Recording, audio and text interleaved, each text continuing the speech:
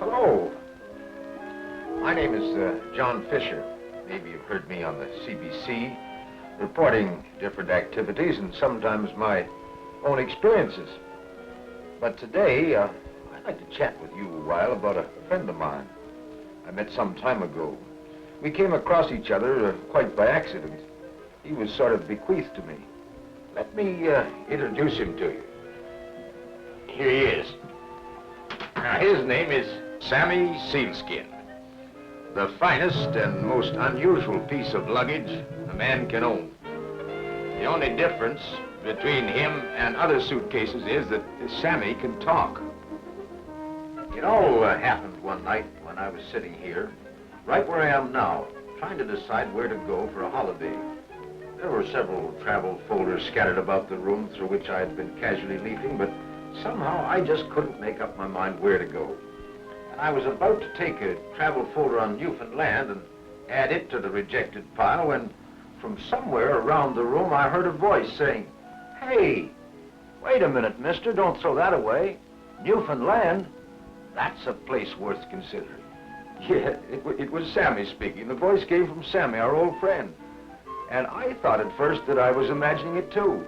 But I told you, Sammy is a most unusual suitcase.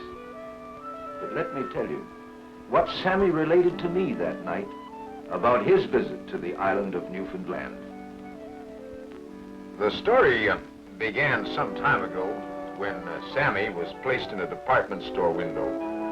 He was spanking new, genuine, polished sealskin, made in Canada and all that, and he was selling for $65.50 plus sales tax. Now, you'd think that that'd be enough to make any normal suitcase happy, wouldn't you? But not Sammy. He wanted to get out and see something of the world, maybe visit Florida or Bermuda. Often he complained out loud. You'd think someone would want a genuine sealskin suitcase now, wouldn't you? Here's a fellow who looks like he needs a holiday. Ah, he's coming in. And there I go. And so the journey began. Unfortunately, his first brush with the outside world didn't impress him too much. Oh, that did it. I feel like a stuffed turkey. Wonder where we are bound. He was soon to find the answer. At the airport, Sammy bumped into a lady suitcase. Charming. Where's your destination? Read it yourself. It says St. John's. Well, that's where I'm going.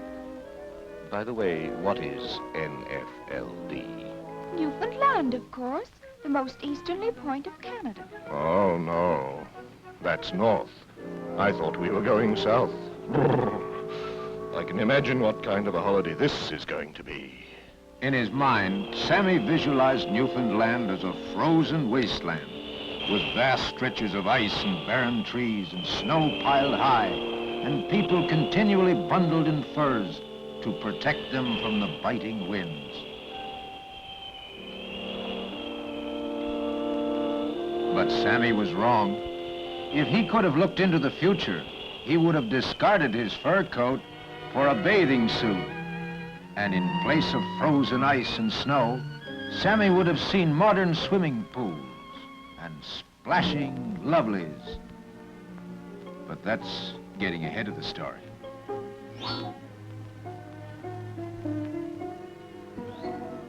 Soon both Sammy and his master were winging their way to Newfoundland, with its softly rolling hills rising out of a sapphire blue sea.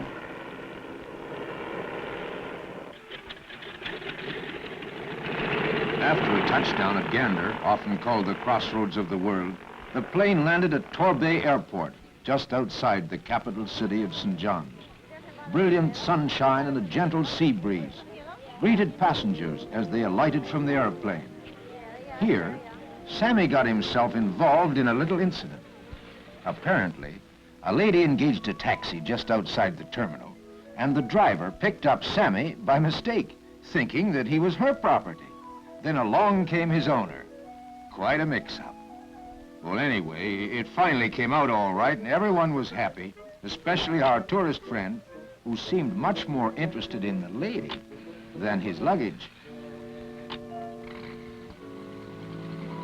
After a rather confusing arrival, it was a pleasure to reach the modern Newfoundland Hotel with its splendid views of the city. With scenery much too inviting for an amateur photographer to resist, it didn't take long for our friend to get out and have a look around. The oldest city in North America, St. John's, has many interesting landmarks. Among them, the Newfoundland War Memorial.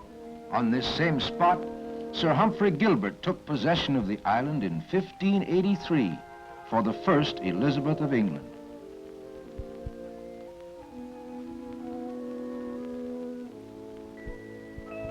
Here on Signal Hill in 1901, Signor Marconi received the first transatlantic wireless signal. To the right stretched Pepperrell Air Force Base, leased by the United States government since 1940. And to the left lay the city itself.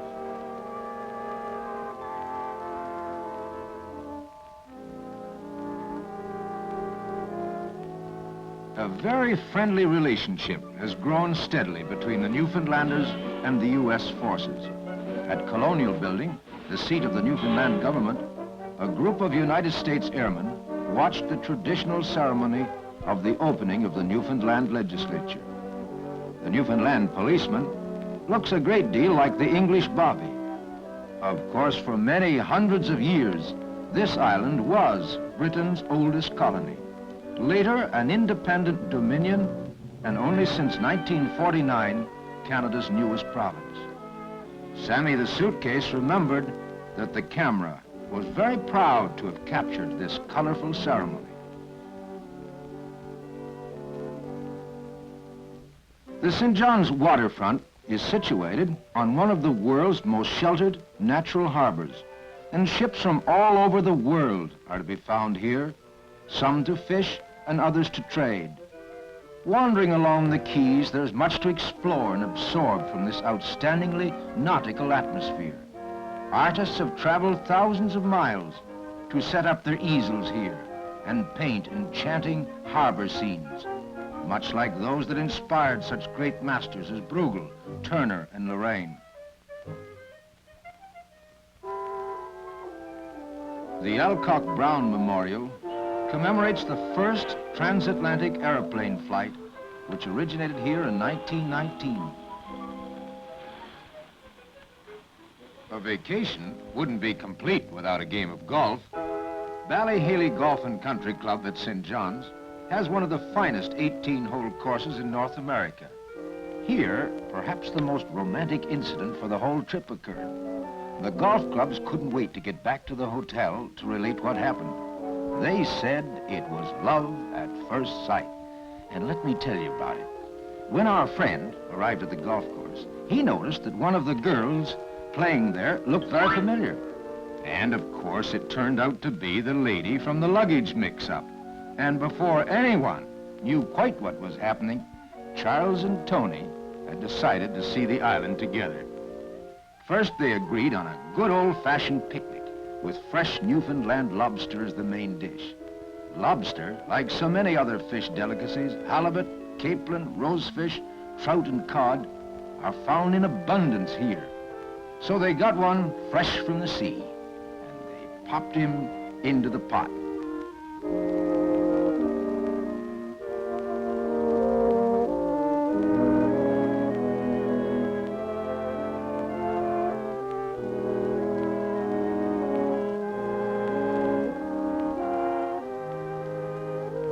Delicious as it was, Charlie seemed to have more of an eye for the lass than the lobster. It was doubtful if he knew just what he was eating. Sammy Sealskin and his friends saw their master for only very short periods, but somehow news trickled back each evening as one after the other came into the round of activity. One thing they all agreed on, it was an ideal setting for romance. Interesting sports and events cropped up with each new day. The tennis racket was in for many a game, played in the city or in the country against a background of rolling surf, rocky cliffs and multicolored flowers. From the grateful pat he received, Sammy knew that Charles was having the time of his life. Tony and Charles acquired golden tans as they swam or relaxed on the shore. and many times they rented a sailboat and spent hours skimming along the bay in the exhilarating sea breeze, sometimes stopping to watch fishermen jigging squid, as this was a new experience for both of them. They agreed, along with Sammy Sealskin, that Newfoundland was more than a country, it was a way of life.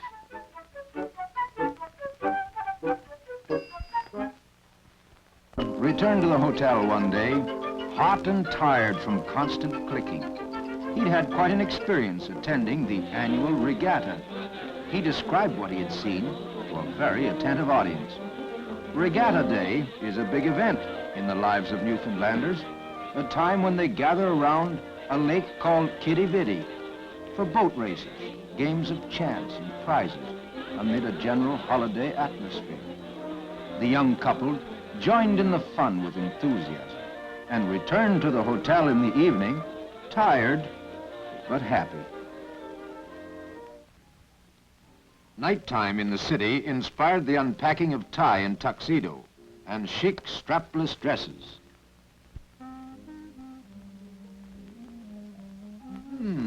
Charming. With a choice of nightclubs or intimate bars in either the old world atmosphere which Newfoundlanders have preserved or the very modern which they have cultivated, visitors can find much to entertain them.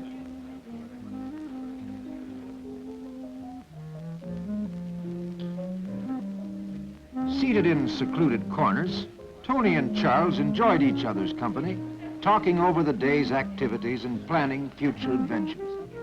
Each had ideas of what he or she wanted to see and do.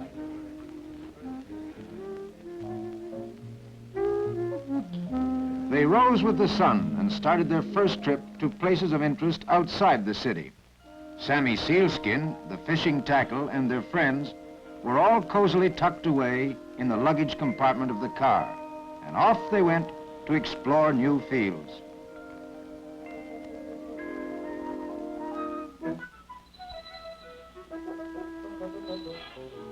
The gate to the Roman Catholic Church at Bay Bulls, some 20 miles from the city, came in for a quick survey. The gate posts are French and English cannon, mute reminders of Newfoundland's historic past.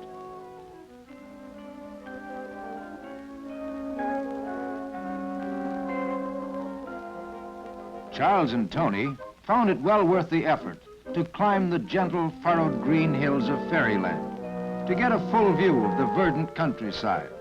Sir George Calvert, who later became Lord Baltimore, established a colony here in 1623 and later founded the city of Baltimore, Maryland. The many quaint place names were a constant source of amazement to the young blonde couple who heard for the first time settlements called Horse Chops, Come by Chance, Little Heart's Ease, Snake's Bite, Jerry's Nose, and Mistaken Cove. At Heart's Content, they stopped to admire a memorial which had been erected to the first successful landings of the Atlantic cable in 1866, thus connecting the old world with the new. Being so closely associated with the sea, it was not surprising to find many lighthouses along the shore. Charles and Tony climbed over a rocky setting to reach the Barber Pole Lighthouse at Heart's Content, from which they could see far out into the Atlantic. All along the way, attractive hotels and cabins offer the traveler comfort and the warm hospitality for which Newfoundlanders are world famous. At Swift Current, small, comfortably furnished cabins lie scattered through a wonderland of trees and wildflowers near rippling rivers teeming with fish.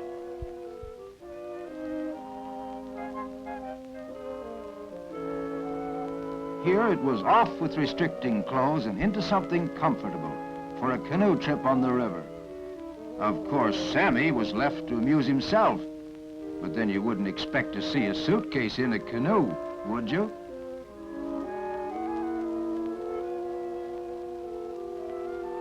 At Grand Falls in central Newfoundland, the couple admired the gigantic machines of the huge pulp and paper company.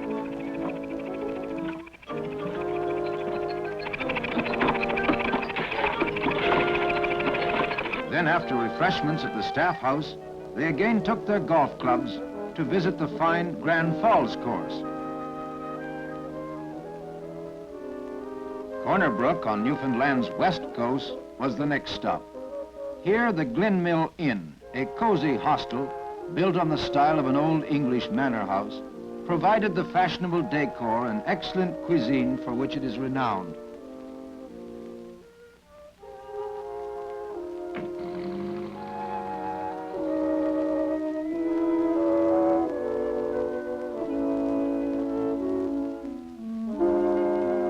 From a high vantage point overlooking the town, the couple also admired the charming homes so artistically landscaped, and the huge factories and stockpiles of the world's largest pulp and paper mill.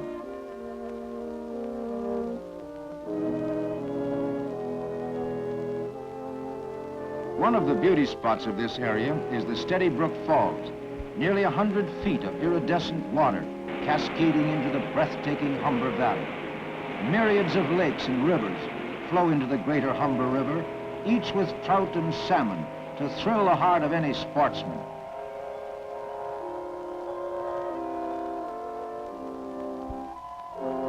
Fly casting near Shellbird Island, where the world-famous Newfoundland salmon await the ardent fishermen, Charles had very little luck. He found more to interest him on the shore than in the river, so forfeited his chances with the fish.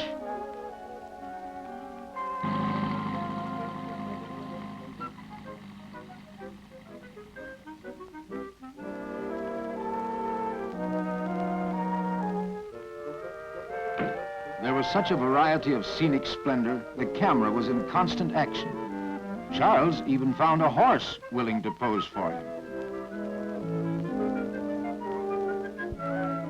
The road from Bond Bay to Trout River displayed fascinating mountains in grays and purples sweeping down to the sea. Here they almost expected to see Hopalong Cassidy or the Lone Ranger on their horses, silhouetted against the western-like skyline as they galloped off in pursuit of the outlaw. Actually, the only shooting done in these parts is in the moose and caribou season. Then, many eager hunters from all over the North American continent come to Newfoundland.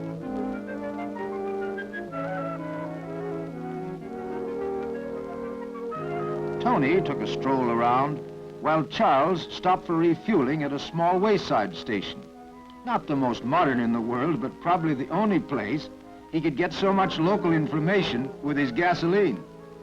So equipped with all kinds of knowledge, they decided to visit the big falls, where in season, you can often snap a picture of salmon leaping the falls in their drive upstream to spawn.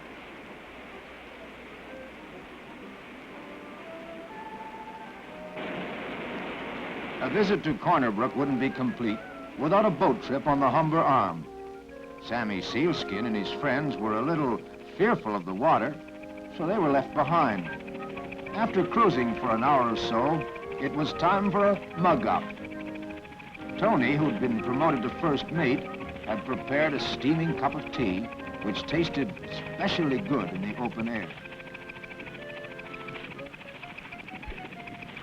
Every visitor to Newfoundland wants to jig a codfish. So for Tony and Charles, it was jiggers over the side.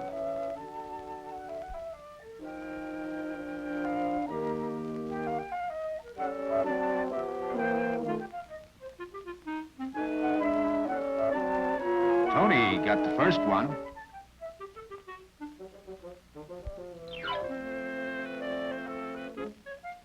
And then Charles, not to be outdone, displayed his skill by landing another beauty.